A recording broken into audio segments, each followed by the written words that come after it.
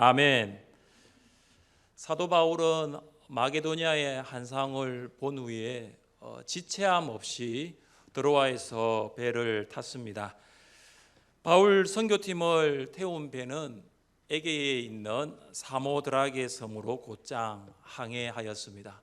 그리고 선교팀은 사모드라게 섬에서 16km 떨어져 내륙에 위치한 빌립보의 외항 네아폴리에 도착하였습니다. 드로아에서 네아폴리까지 총 거리는 250km입니다. 이 250km를 항해하는 데 걸린 시간은 이틀입니다. 오늘날과 비교하면 안 됩니다. 그러나 그 당시에 항해술이라든지 배의 성능이라든지 모든 것을 고려하면 이틀은 굉장히 순항을 한 것입니다. 선교팀을 태운 배가 순풍을 만난 것이 분명합니다. 11절에 보시면 직행하여라는 표현이 그것을 잘 말해주고 있습니다. 순풍을 받아서 배가 우왕좌왕 우로나 좌로나 흔들리지 아니하고 순조로운 항해를 했다라는 것입니다. 육로가 아니라 해로로 이동할 때 광풍을 만날 경우가 참 많습니다.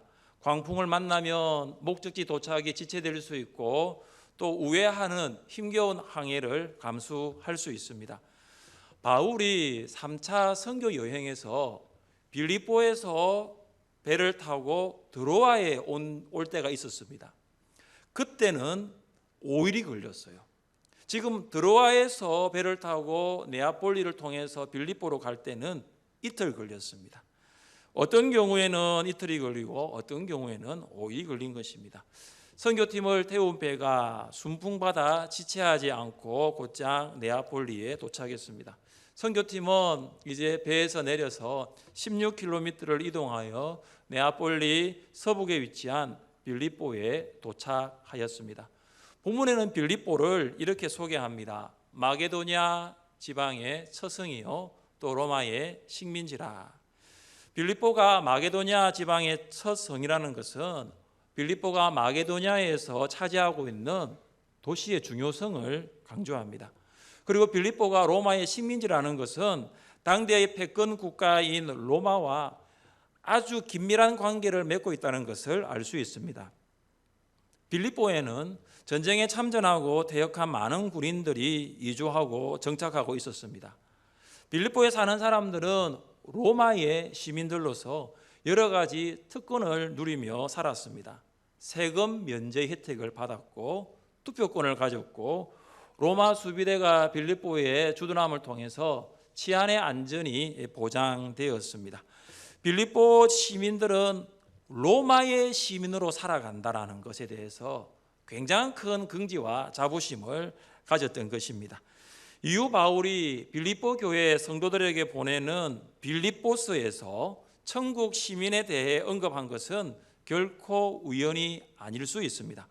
바울은 로마 시민권을 최고로 생각하며 살아가고 있는 사람들이 모인 그곳에서 살아가고 있는 성도들에게 이렇게 권면합니다. 우리의 시민권은 하늘에 있는지라. 거기로부터 구원하는 자, 곧 주 예수 그리스도를 기다리노니. 바울은 빌립보에 살아가고 있는 사람들, 또 빌립보에 살아가고 있는 성도들, 로마 시민권을 최고로 생각하고 있는 그들을 향하여 우리의 시민권은 어디에 있다고요? 하늘.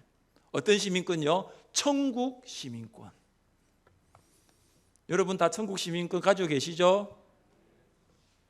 코로나19 이후 많은 국민들이 내가 대한민국 국민이라는 것에 대해서 자긍심을 더 많이 가지게 되었다는 통계가 있습니다.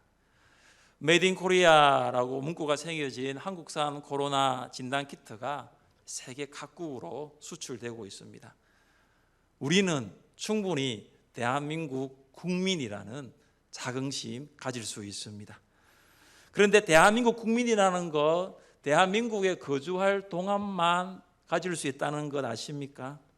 우리 주님 다시 오시면 우리는 천국 시민권을 가진 자로서 천국에서 살게 될 것입니다. 우리의 시민권은 천국에 있습니다. 우리는 천국에 본향을 두고 잠시 대한민국이라는 곳에서 일시적으로 살아가고 있는 나그네입니다. 로마 시민권자들은 로마 시민에 어울리는 삶을 살았습니다. 이 또한 우리도 대한민국 국민으로서 대한민국 국민에 어울리는 삶을 살아야 합니다. 그러면 우리는 천국 시민이라면 천국 시민에 어울리는 삶을 살아야 할 것입니다. 천국 시민은 땅의 보화보다 천국의 보화를 추구합니다. 천국 시민은 땅에서 누릴 수 있는 쾌락보다 천국의 기쁨을 추구합니다. 그러나 천국 시민을 가진 사람으로서 여전히 천국의 보화보다 땅의 보화를, 천국의 기쁨보다 땅의 쾌락을 추구하는 것은 천국 시민답게 사는 것이 아닙니다. 로마 시민은 로마 황제 가이사에게 충성을 다합니다. 그러면 천국 시민권을 가진 우리는 하나님의 충성을 다하는 사람이 되어야 합니다. 로마 시민은 로마 황제 가이사의 통제 아래에 있습니다. 그렇다면 천국 시민권을 가진 우리는 하나님의 다스림 아래에 거해야 합니다. 사랑하는 성도 여러분, 여러분은 천국 시민이십니까? 천국 시민처럼 사십시오. 천국 시민답게 살아가시기를 바랍니다. 선교팀은 빌립보에 도착을 했습니다. 그리고 첫 번째 안식일을 맞이하였습니다. 선교팀은 기도처를 찾기 위하여 성문 밖 강가로 나갔습니다. 선교팀의 이러한 행동은 1차 선교 여행과는 사뭇 다른 것을 보여줍니다. 그동안 바울은 안식일이 되면 회당에 갔습니다. 그리고 회당에 있는 유대인들에게 복음을 전했습니다. 그런데 빌립보에서는 회당을 간 것이 아니라 강가로 나갔습니다. 왜냐하면 빌립보에는 회당이 없었기 때문입니다. 회당은 유대인의 예배 장소이면서 회의장으로 또 여행 중에 있는 유대인들이 숙박하는 시설로 사용되었습니다. 유대인의 법에 따르면 10명의 남자 유대인이 모이면 회당을 구성할 수 있습니다. 그리고 10명이 차지 아니하면은 강가 혹은 바닷가에 기도처를 만들도록 되어 있습니다. 이런 것을 보면 빌립보에는 10명 남자의 유대인도 정원 10명도 없었다는 것을 볼 수 있습니다. 그래서 바울은 안식일에 유대인의 기도처를 찾기 위하여 2.4km 떨어진 성문 밖 강가로 나간 것입니다. 바울은 그곳에서 기도하기 위해 모인 여인들을 발견합니다. 바울은 아마 강가로 걸어가면서 그 강에 남자 유대인들이 있을까 기대했는지 모릅니다. 그런데 그곳에는 남자는 없고 여자들이 강가에 모여 기도하고 있었습니다. 바울은 여자들이라고 하여 무시하고 지나친 것이 아니라 그들에게 다가가서 말씀을 전하였습니다. 우리는 마게도냐 유럽에서 최초로 바울이 전한 복음 대상자는 남자가 아니었다는 사실에 주목해야 합니다. 여자였습니다. 당시 여자들은 인격체가 아니라 소유물의 하나로 취급당하는 문화였습니다. 역사가 요세푸스는 여자는 모든 면에서 남자보다 열등하다라고 기록했습니다. 어떤 유대인 남자는 이렇게 기도했답니다. 저를 여자로 만들지 않은 것을 인하여 하나님 감사합니다. 그런데 바울이 지금 여자들에게 찾아가서 말씀을 전했다는 것은 당시 문화와 비교하면 파격적인 행동이라는 것을 볼 수 있습니다. 바울이 이런 행동은 거의 서신에서 잘 나타나 있습니다.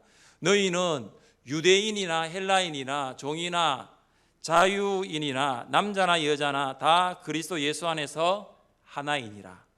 바울은 그리스도 예수 안에서 인종, 신분, 성별의 차이 없다라는 것입니다. 그리스도 안에서는 하나가 된다라는 것입니다. 남자와 여자가 그리스도 안에서 하나가 되었다라는 것은 남자와 여자의 구별이 없다는 것이 아닙니다. 남자와 여자의 구별이 문제되지 않는다라는 것입니다. 한 번은 어느 교회 헌신 예배에 설교를 하러 간 적이 있습니다. 그 교회도 우리 교회처럼 본당에 4줄 정도 앉을 수 있도록 이렇게 장의자가 좌석이 준비되어 있습니다. 설교를 하기 위해 강단에 서는데 아주 놀라운 장면을 2가지를 목격하게 되었습니다. 첫 번째 놀라운 것은 남자와 여자가 완전히 구분되어 착석한 채 예배를 드리고 있었다라는 것입니다. 마치 자리의 구분이 성별로 되어 있는 것처럼 보였습니다. 아직도 그런 교회가 있다는 것에 대해서 굉장히 놀랐습니다. 그 교회 비교하면 우리 교회는 잘 섞여 있는 것 같아요. 이렇게. 그리고 두 번째 놀란 것은 네 줄이라고 그랬잖아요. 한 줄은 남자가 앉아 있었는데 세 줄은 다 여자더라고요. 그래서 참 여자 성도의 비율이 남자 성도보다 훨씬 높다라는 것을 보게 되었습니다. 그 교회와 비교하면 우리 교회는 남자 성도님들의 비율이 참 높습니다. 찬양대도 많이 오셨네요, 남자 성도님들. 예. 일부 예배는 세 줄이 여자였고 한 줄이 남자였거든요. 근데 할렐루야는 한 줄 넘습니다. 비율이 높다는 거죠. 우리 할렐루야 찬양대 남자 성도님의 비율이요. 한국 교회의 70% 이상이 여자 성도라는 통계가 있습니다. 여성도들이 없으면 교회 사역이 이루어지지 않는다는 말입니다. 우리 하늘샘교회는 어떻습니까? 많은 권사님 또 집사님들이 기도와 전도, 훈련과 봉사에 참여하고 계십니다. 새벽 기도에, 성령 기도에, 하여 전도에 참여하시는 많은 성도님들의 수가 여자 성도님들이십니다.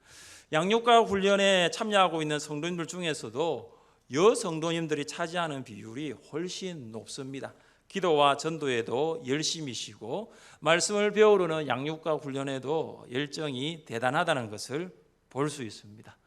성령께서 주신 은사를 활용하여 교회와 영혼들을 섬기시는 여자 성도님들 될 수 있기를 주님의 이름으로 축복합니다.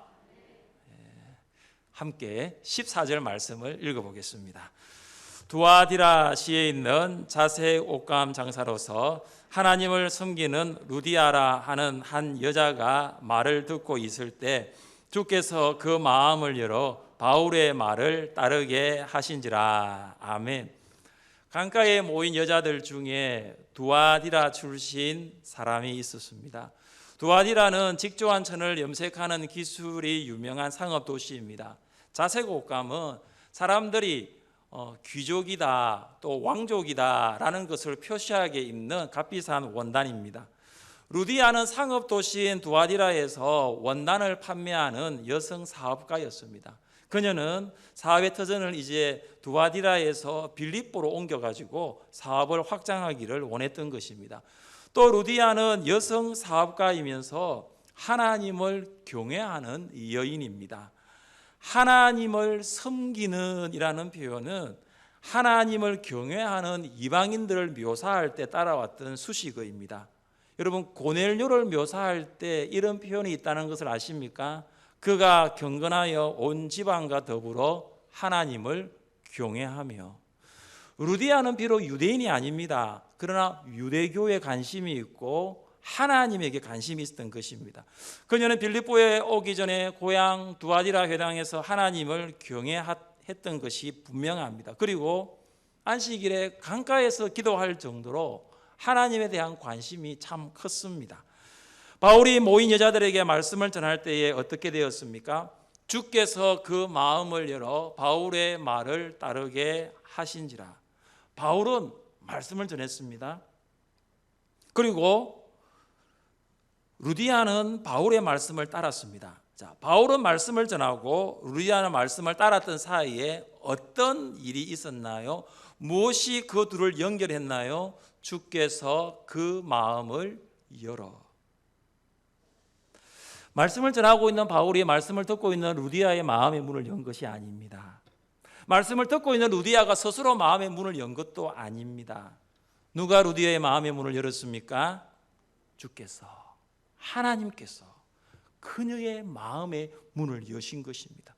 우리는 하나님께서 마음을 여신다라는 것을 중생이라고 부릅니다. 중생은 새로운 영적 생명의 시작입니다. 새로운 영적 생명의 출생입니다. 그래서 이것은 오직 성령에 의해서만 이루어집니다. 그래서 중생은 곧 성령의 사역입니다. 중생은 전에 영적으로 죽었던 자가 중생은 이제 영적으로 살아나는 거예요.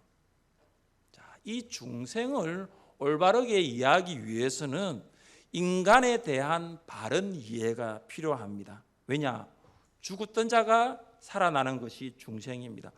중생이 이전의 상태는 영적으로 죽은 거예요. 이것은 다른 말로 인간이 부패되었다라는 것입니다. 인간이 전혀 부패된 일이 없다면 중생, 다시 말해서 새로운 영적 생명으로 출생하는 일, 새로운 영적 생명으로 시작하는 일은 필요하지가 않습니다. 인간 부패의 정도가 전적이지 않고 부분적이라면 성령의 사역 없이도 영적으로 살아날 수가 있습니다. 그러나 성경은 인간의 부패가 부분이 아니고 전부라고, 인간의 부패가 일부분이 아니고 전적으로 부패되었다라고 성경은 단언하고 있습니다. 우리 함께 말씀을 읽어보겠습니다. 만물보다 거짓되고 심히 부패한 것은 마음이라. 누가 능히 이를 알리오마는. 하나님께서 말씀하십니다. 만물보다 부패한 것 마음인데 그 부패의 정도가 심하다라는 거예요. 완전히 부패되었다는, 전적으로 부패되었다는 거예요. 바울은 에베소 교회 성도들을 향해서 이렇게 말했습니다. 그는 허물과 죄로 죽었던 너희를 살리셨도다. 인간은 허물과 죄로 죽었습니다. 인간의 영적 생명이 죽은 것입니다. 인간의 육적 생명이 죽은 것이 아니에요. 영혼이 죽었다라는 거예요. 하나님으로부터 떠나 있다라는 것입니다. 하나님과의 관계가 끊어진 것입니다. 바울은 영적으로 죽은 사람의 상태를 이렇게 진단했습니다. 의인은 없나니 하나도 없으며 깨닫는 자도 없고 하나님을 찾는 자도 없고 다 치우쳐 함께 무익하게 되고 선을 행하는 자는 없나니 하나도 없도다. 사람의 기준에서 말하는 것이 아닙니다. 사람의 기준에서는 선한 사람이 있을 수 있습니다. 그러나 이 기준은 하나님의 기준이에요. 하나님께서 보실 때는 선한 것 없다라는 거예요. 왜 그렇습니까? 하나님을 찾지 않으니까요. 왜 그렇습니까? 하나님을 의지하지 않으니까요. 왜 그렇습니까? 하나님 영광 위에 살지 않으니까. 아무도 의인은 없다라는 거예요. 바울은 이제 시선을 다른 사람에게서 자신에게로 돌립니다. 그도 예수님 믿기 전에는 죽었다라는 거예요. 나도 예수님 믿기 전에는 영적으로 죽은 상태였다는 거죠. 이렇게 고백합니다. 우리 함께 읽어보겠습니다. 내 속 곧 내 육신에 선한 것이 가하지 아니하는 줄을 아노니 원함은 내게 있으나 선을 행하는 것은 없도다. 내가 원하는 바 선은 행하지 아니하고 도리어 원하지 아니하는 바 악을 행하는도다. 아멘. 바울은 선을 행하고 싶었어요. 선하게 살고 싶었어요. 그런데 그게 마음대로 안 되는 거예요. 그게 자기 의지대로, 자기가 하고 싶은 생각대로, 자기 능력대로 안 따라가는 거죠. 왜 그럴까요? 영적으로 죽어 있으니까요. 그래서 선함은, 내가 선을 행하고 싶은 마음은 내게 있는데 내가 너무 악을 해간다는 거예요. 이것은 중생전 우리의 상태로 전적으로 철저하게 부패되었다는 것을 말합니다. 우리는 하나님으로부터 떠나 있었고 완전히 영적으로 죽었습니다. 여러분, 죽은 사람 시체는 스스로에게 생명을 공급할 수가 없습니다. 그래서 중생은 하나님과 인간이 함께하는 역사가 아니에요. 중생은 전적으로 하나님의 사역입니다. 중생이 전적인 하나님의 사역이라는 것을 잘 보여주고 있는 성경이 요한복음 3장입니다. 유대인의 지도자이며 바리새인인 니고데모가 밤에 예수님을 찾아옵니다. 그런 예수님을 선생님이라고 부릅니다. 예수님이 누구신지를 잘 이해하지 못했던 것입니다. 그는 말합니다. 라비여, 우리가 당신은 하나님께로부터 온 자임을 압니다. 하나님이 함께 하시지 아니하면 당신이 행하는 표적을 아무도 할 수 없습니다. 예수님이 그에게 무엇이라고 대답합니까? 진실로 진실로 내게 이르노니 사람이 거듭나지 아니하면 하나님 나라를 볼 수 없느니라. 예수님께서 거듭남, 중생, 본 어게인을 말씀하셨습니다. 거듭남은 다시 태어나는 거죠. 그러나 거듭남의 정확한 의미는 이것입니다. 다시 태어나는 것이 아니라 위로부터 태어나는 거예요. 거듭남은 사람이 다시 태어나는 것인데 그것은 위로부터의 출생이라는 거예요. 위로부터 태어나지 아니하면 하나님 나라의 시작도 하나님 나라의 영적인 실체도 볼 수 없는 거예요. 위로부터의 출생 사건에는 두 가지 특징이 있습니다. 단회성과 수동적이라는 거예요. 여러분, 우리가 육적으로 출생할 때 두 번 태어나신 분 계세요? 한 번 태어났습니다. 똑같아요. 영적인 출생도 한 번이에요. 단회적이에요. 우리가 스스로 태어날 것을 결정했습니까? 아닙니다. 우리가 선택한 것이 아닙니다. 위로부터의 출생도 마찬가지입니다. 우리가 선택하지 않습니다. 그래서 수동적이라는 거예요. 우리 편에서는 영적인 출생이 수동적이지만 하나님 편에서는 영적인 출생이 능동적이라는 것을 아십니까? 하나님께서는 우리를 어떻게 영적으로 다시 태어나게 하십니까? 사람이 물과 성령으로 나지 아니하면, 거듭나지 아니하면, 중생하지 아니하면 하나님 나라에 들어갈 수 없느니라. 성령으로 태어나는 것입니다. 새로운 영적인 출생은 성령께서 하게 하십니다. 영적으로 죽은 우리가 다시 태어날 수 있게 하시는 분은 오직 성령이심을 믿으시기를 바랍니다. 중생은 그래서 영적 죽음에서 영적 생명으로의 전적인 변화예요. 중생은 우리 가운데 계신 성령에 의해서 역사되는 것입니다. 중생은 전적으로 철저하게 부패된 우리의 본성, 하나님을 의지하지 않는 본성, 하나님을 찾지 않는 본성, 하나님을 예배하지 않는 우리의 본성이 새로워지는 거예요.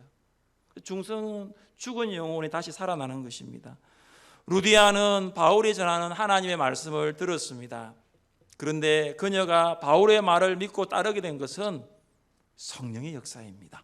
성령께서 루디아의 마음을 열어서 루디아가 믿음으로 반응하게 된 것입니다. 성령께서는 말씀으로 사역하십니다. 성령의 사역은 말씀으로 이루어집니다. 바울이 말씀을 전할 때, 바울이 강가에서 기도하기 위하여 모여있는 그 여자들에게 말씀을 전할 때 성령께서 말씀으로 역사하신 거예요. 중생은 말씀으로 이루어지는 성령의 사역입니다. 우리 함께 말씀을 읽어보겠습니다. 너희가 거듭난 것은 썩어질 씨로 된 것이 아니요 썩지 아니할 씨로 된 것이니 살아있고 항상 있는 하나님의 말씀으로 되었느니라. 그러므로 모든 육체는 풀과 같고 그 모든 영광은 풀의 꽃과 같으니 풀은 마르고 꽃은 떨어지되 오직 주의 말씀은 세세토록 있도다 하였으니 너희에게 전한 복음이 곧 이 말씀이니라. 아멘. 거듭난 것은 썩어질 씨로 되는 것이 아닙니다. 어떤 씨죠? 썩지 아니할 씨. 무엇입니까? 살아있고 항상 있는 하나님의 말씀입니다. 씨 중에 모든 씨는 다 썩지요. 썩지 않는 씨 있습니다. 하나님 말씀입니다. 그래서 하나님의 말씀으로 거듭난 사람은 다시는 거듭날 필요가 없는 거예요. 한 번 중생하였으면 다시는 중생할 필요가 없는 거죠. 세상 끝날까지, 주님 다시 오시는 그날까지 효력은 계속되는 거예요. 영적으로 죽었던 사람이 말씀으로 영적인 생명으로 중생하는 것은 하나님의 은혜입니다. 거부할 수 없는 은혜, 거역할 수 없는, 거절할 수 없는 은혜예요. 우리의 힘으로 도저히 저항할 수 없는 불가항력적인 은혜입니다. 중생은 하나님과 내가 협력해서 이루어져가는 상호 협력적인 사역이 아닙니다. 전적인 성령 하나님의 사역인 것입니다. 그래서 그리스도 안에서 선택을 입은 자들은 하나님의 은혜를 거역할 수가 없습니다. 사랑하는 성도 여러분, 여러분은 중생하였습니까? 영적인 죽음에서 영적인 생명으로 변화되었습니까? 죽은 영혼의 말씀으로 다시 살아나 새로워지셨습니까? 거듭난 그리스도인, 그리스도인을 수식하는 거듭난이라는 단어는 사실 생략해도 됩니다. 왜냐? 거듭나지 않은 그리스도인은 없기 때문입니다. 우리가 그리스도인이라고 부를 때, 우리가 성도라고 부를 때, 그는 과거에는 영적으로 죽었지만, 과거에는 하나님 의지하지 않고 하나님 찾지 않고 예배하지 않는 삶을 살았지만, 성령으로 말씀을 들음을 통하여 영적으로 거듭났기 때문에 우리는 이미 그리스도인이 된 것입니다. 영적인 죽음에서 영적인 생명으로 거듭나게 하시는 성령의 역사가 여러분과 함께 하시기를 기도합니다. 성령의 역사하심으로 중생하고 거듭난 루디아는 어떻게 하였습니까? 우리 15절 말씀을 함께 읽겠습니다.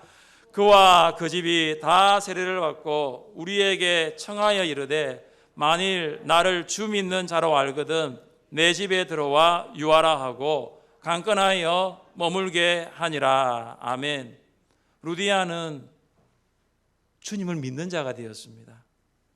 성령의 역사로 중생한 그녀, 이제는 예수님을 주와 그리스도로 믿게 되었어요.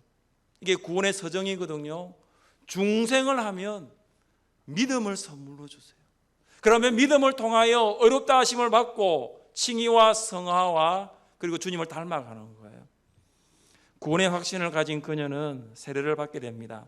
그런데 15절에 보시면 루디아만 세례를 받은 것이 아니라 그 집이 다 세례를 받았다고 합니다. 루디아의 집에 있었던 친척들, 그리고 친척들의 아이들도 포함될 수 있습니다. 루디아의 사업을 돕는 하인들, 그리고 루디아의 사업을 또 함께하는 노예들도 그 집의 범주에 포함합니다. 무엇을 말합니까? 한 사람을 통해서 한 집안에 구원받은 거예요. 한 사람 루디아를 통하여 그 루디아의 주변의 사람들이 말씀을 듣고 구원받아 하나님의 백성 된 거예요. 루디아의 가문, 예수님 믿는 가문 되었습니다. 여러분 한 사람 통해서 여러분의 가족이 말씀 듣고 구원받아 세례받고, 여러분 한 사람 통해서 여러분의 직장 동료가 말씀 듣고 구원받아 세례받고, 여러분 한 사람을 통하여 여러분의 가문이 말씀 듣고 구원받고 세례받아 하나님의 백성, 하나님의 자녀 될 수 있기를 주님의 이름으로 축복합니다. 그리고 루디아는 어떻게 했습니까? 바울 선교팀에게 간곡하게 권합니다. 우리 집에 머무십시오. 자기 집을 개방한 거예요. 자기 집을 오픈했어요. 집 문 활짝 열어놓고 바울 선교팀 대접했습니다. 섬겼던 거예요. 그래서 루디아의 집은 빌립보 교회의 시작이 됩니다. 빌립보 교회는 루디아의 집에서부터 시작됩니다. 바울 선교팀이 빌립보에서 선교하는 동안 그녀의 집은 빌립보 선교의 거점이 되었고 센터가 되었던 거죠. 선교의 중심이 되었던 것입니다. 이후 계속해서 사도행전 16장을 읽어보면 바울과 실라가 빌립보 감옥에 갇히게 됩니다. 그들이 감옥에서 나온 후에 돌아간 곳이 어디입니까? 두 사람이 옥에서 나와 루디아의 집에 들어가서 형제들을 만나보고 위로하고 가니라. 루디아의 집이 교회요, 선교센터요, 유럽 선교의 전초기지가 되었다는 것을 보고 있습니다.